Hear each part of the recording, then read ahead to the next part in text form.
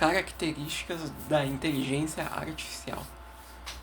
Bom, uma inteligência artificial tem algumas características importantes. E uma delas é a característica de agente.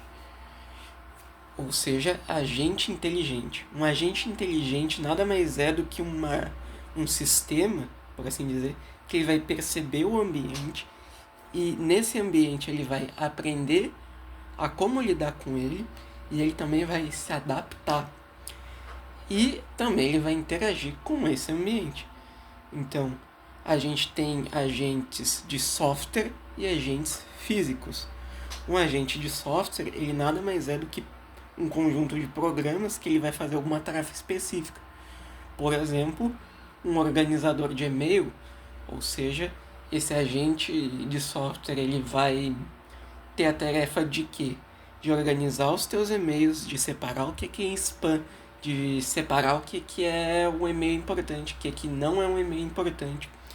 E, consecutivamente, marcar o que tu já leu ou deixou de ler. Então, um agente de software, ele sempre vai ser criado com o intuito de realizar uma tarefa simples. E a gente tem também um agente físico, que nada mais é do que um robô.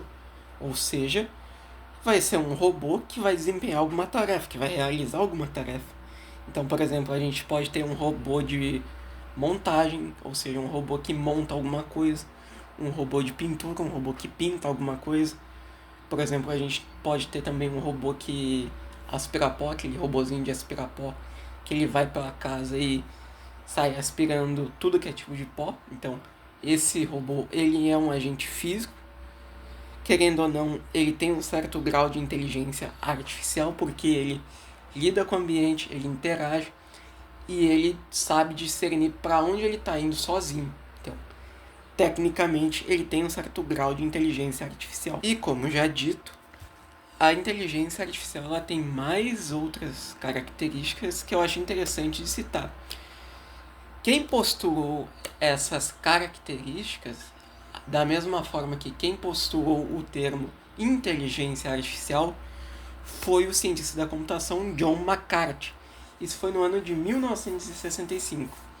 E além desses outros conceitos de agente que eu expliquei para vocês, para ele uma inteligência artificial também tem que ter a capacidade de fazer tarefas e resolver problemas, como a gente já disse, a capacidade de planejamento, ou seja, ela tem que conseguir ser capaz de planejar uma ação sozinha, da mesma forma que uma inteligência artificial, ela também tem que ter a capacidade de acumular e manipular conhecimento, basicamente aprendizado. Ou seja, quando tu aprende algo, tu tá acumulando um conhecimento e manipulando ele, ou seja, tu tá usando o conhecimento que tu tem para resolver uma determinada tarefa, uma determinada atividade. Também ele considera muito importante que uma inteligência artificial ela tem que aprender sozinha ou com supervisão, ou seja, ou uma inteligência artificial ela aprende algo com a ajuda de ser humano ou sem a ajuda de um ser humano, tanto faz. Ela tem que ter um desses dois tipos de aprendizado, com ser humano, sem ser humano. E também uma inteligência artificial ela tem que ser capaz de interpretar estímulos sensoriais. Então, por exemplo, digamos que a gente tenha um agente físico, um robozinho, e a gente manda esse robozinho andar para a direita e o robozinho está caminhando para a direita e ele bate, por exemplo, numa pedra. Então, o robozinho, quando ele bater na pedra, ele tem que ser capaz de entender que ele bateu numa pedra, logo, quando ele for passar de novo por esse caminho que a gente mandou ele, ele tem que cuidar para ver se não tem outra pedra para que ele não bata. Então, ele aprendeu através de um estímulo sensorial que ele tem que tomar cuidado com possíveis pedras no caminho.